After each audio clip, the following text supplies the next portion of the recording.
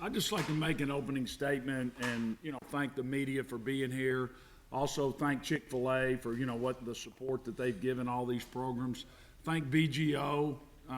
You guys, I don't know how the pandemic impacted media, but a bottom line impact of high school sports were we got hit in the pocketbook really hard. And, we want these kids and every coach here, we want these kids to have the best. I took a lot of heat in 2015. I compared us to the Cowboys. People, they like to get after me anyway. That was, the Cowboys didn't win enough. I should have said the Patriots. But my point was, I want these kids to when they run out on the field, to have the very best equipment that there is. I want them to want to win as much as Troy Aikman wanted to win when he quarterbacked for the Cowboys. That was my point. And, this is going to be a huge shot in our pocketbooks. I know all the coaches here. I mean, I've known Coach Miller for years. He's the AD at Western Hills. I mean, I'll guarantee you the Western Hills athletic budget doesn't look too good right now. So I really appreciate BGO getting in behind us. Appreciate the work Mr. Wells has done. And anytime that I can represent Scott County schools, I'm proud of it. Now, I'm proud to be a Cardinal. We want to play Franklin County. Okay, we want to play somebody good. That game doesn't matter. Whatever happens at the end of that game, here's your motto. So what, now what? Okay, we have to use that game to make our program better. Of course we want to win. If we don't win, we better be better the next Friday night. I mean, we scrimmaged Bowling Green 2 Friday nights ago. We scrimmaged Louisville Central last night. We're going to open up with Franklin County. If you want to play football at Scott County High School, you're going to play in high-profile games against high-profile teams, and that's what we want. So I just wanted to make that opening statement, and I also wanted to say how proud I am of these three young men because of the kind of people they are, not the kind of football players they are. Isaac Cribbs has a 32 on the ACT. He's never made a B. He's in the band. He plays lacrosse. During our summer two-a-days, he came to early morning practice, went to band camp all day, came to practice at night. Not everybody is willing to do that in today's society. And I'm equally proud of Ethan and Jonathan for their contributions to our team and our program. I'm hard on our kids, and I expect a lot out of them. And these three guys have reached that bar, and that's why they're here today. And so with that said, we're glad to open it up for questions. For the players, playing in a program like Scott County where state championships are expected, how does that affect your preparation in fall camp, and how do you fit into that standard that is Scott County football? I think that, our coach, he pushes us very hard. He expects only greatness and only above the standard line, not at the standard line. He expects us to be better than we were better than we were yesterday, the next day, and he expects for us to play with that winning mindset. Just being part of this tradition, being part of this program, it makes you want to push that extra hard, that extra step, that extra lunge, that extra rep on the weightlifting, whatever it is. It makes you want to work that harder just to get to that championship, get to work with your players. I think just being in that tradition, it makes you want to work harder. I've had family that's played on Scott County's football team and various other sports, and it's just you have to push yourself to reach that standard and to meet what everybody's thinking you're going to be. Coach, you've talked about the rivalries with some of the Lexington teams over the years. What does it mean for football locally when two neighboring counties like this can get together and have a Well, first off, we've got a tremendous opponent next Friday night. I've been watching film and I've been a part of this game for a long time. And Caden Mormon's as good a back as there is in the state of Kentucky.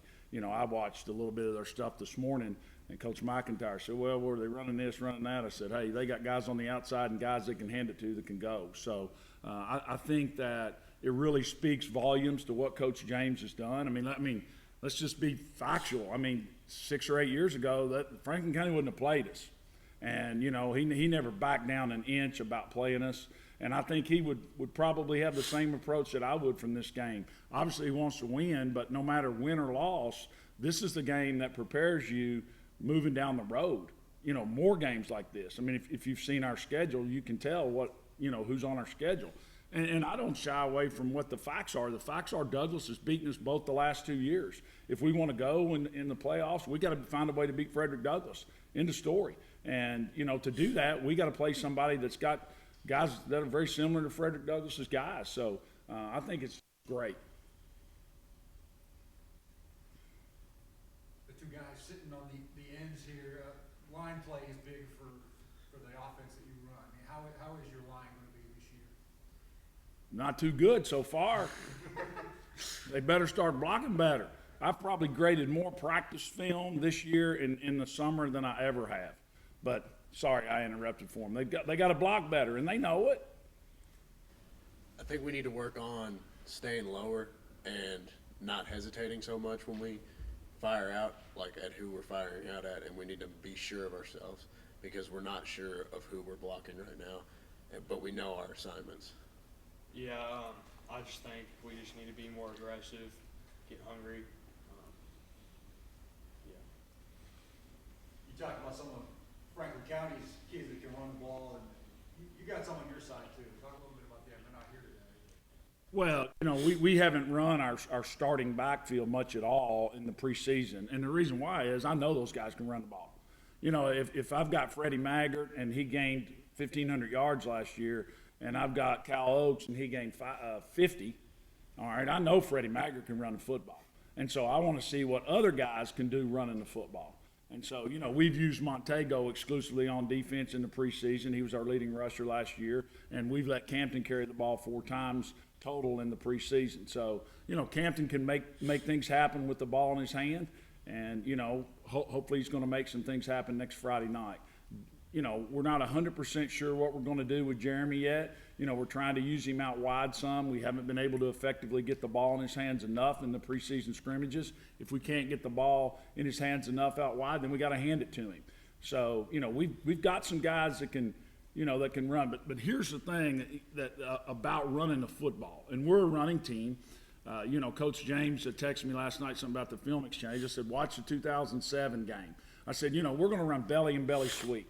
And to run belly and belly sweep, we've got to be able to knock you off the ball. You can think about, I always use these crazy old comparisons. And I talk about these kids, and I'm like, I'll say something about Walter Payton. And I'm like, well, wait a minute. No, these kids have no idea who Walter Payton is. Anthony Munoz, I compared one of the line. I was like, they have no idea who Anthony Munoz is. But you can take the very best back, and he's not going to gain yards without blocking. You have got to be able to block at the point of attack. And that's part of the reason that we've scrimmaged 2 teams that are as challenging as they are. I mean, Bowling Green's defense is really good. Louisville Central's extremely aggressive. And we've struggled a little bit knocking those guys off the ball the way we need to. So we're going to stay after it. You mentioned line play needs to improve. What positives did you take out of those 2 scrimmages, though? Well, I mean, I think that we play hard. I would say if there was one thing that I'm the most proud of, as the head coach or as the leader of the program, our guys really play hard, and they're really pushed to play hard. When you're constantly being graded in practice, when all your inside run plays are getting filmed, when all your team plays are getting filmed, when they're all getting graded, when all your grades are getting posted to your teammates. So if you grade 2 out of 10, Freddie Maggart grades 2 out of 10, everybody on the team knows he's 2 out of 10. So I think the most positive thing is, we play extremely hard.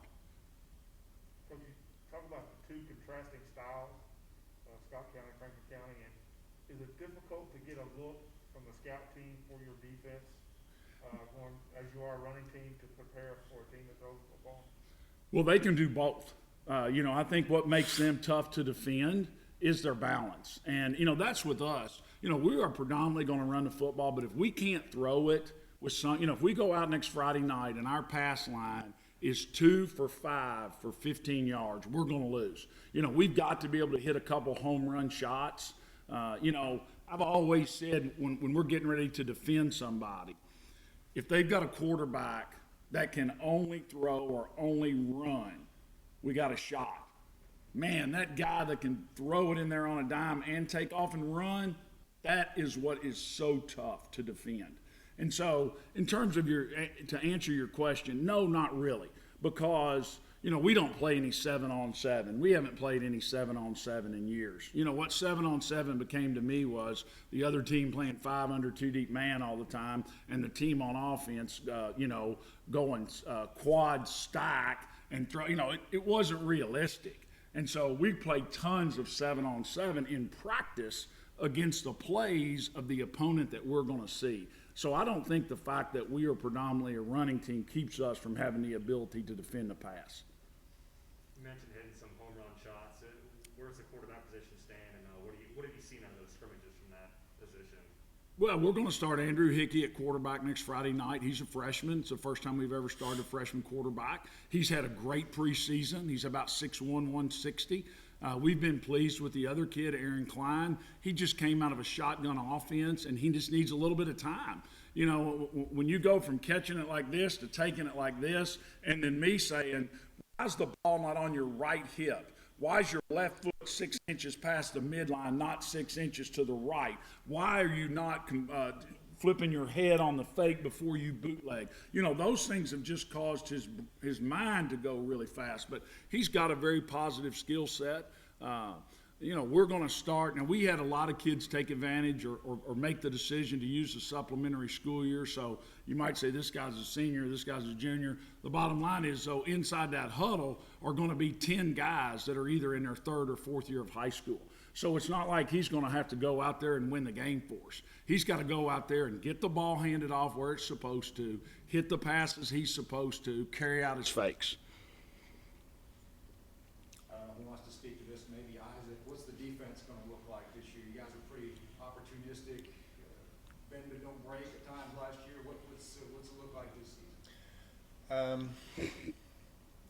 I think that as we've taken on these 2 tough scrimmages these past 2 weeks, that we've really gotten a lot more used to being on the field again. Like, it's been a little crazy the past 2 years, but I think we're gonna get a lot better these coming weeks and really come into what we're supposed to be doing as what Coach pushes us to do. I'd just like to take the opportunity, Cal, when you ask about our defense, to compliment what a integral part of our program Monty McIntyre is. Monty McIntyre's our defensive coordinator. He's been our defensive coordinator for years and years. He played at Scott County and graduated in 1984. He's been on this will be my 25th year as a head coach. He's been on our staff for 24 of those. He's been the coordinator for 11. The D-line coach and the linebacker coach both played for me at Scott County High School. They're both 2 of our former players. Chris Travis coaches our defensive line, and he, played at Georgetown College. He's awesome. Artie Trent's our linebacker coach. He played for us. He was in the Marine Corps for 4 years. Those guys just do a tremendous job. And it's another opportunity for me to thank the Scott County Board of Education for their commitment to football. We have 7 full-time assistant coaches at our school. All 7 of them are school teachers. We don't have any paraprofessionals that are full-time people at all. And so they're all on a school schedule. School gets out at 3:30. Everybody's at practice. We're only as strong as a staff as all of our assistants. What's that? You talk about that continuity a little bit more, because we're in a world where that doesn't always happen. You've had a lot of those same guys on your staff year after year, and that's gotta build on itself. It does, and there are always buzzwords in today's society, and you guys know, especially those of you all in the media, you catch on to the buzzword. Well, a big buzz right now is, got to get to. I got to go to work. I get to go to work, and that's the big thing right now, with us, and I think that's the way that our guys feel. We get to coach this team. These kids get to play in this game, and that is a blessing, in itself. But I'm obviously very proud of our staff, proud of their loyalty to me as the head coach. That's the number one. We were into it last night over the replay system wasn't working exactly right. And, I was getting, and then something went wrong with the headsets. Well, that's why you do a scrimmage. I was like, oh, Artie, what is going on with the headsets? Well, I'm sure he just shook his head and was like, Coach, shut up. We're going to get them fixed. But, I just think it means a lot to me personally to have that kind of loyalty from that many quality people for so long.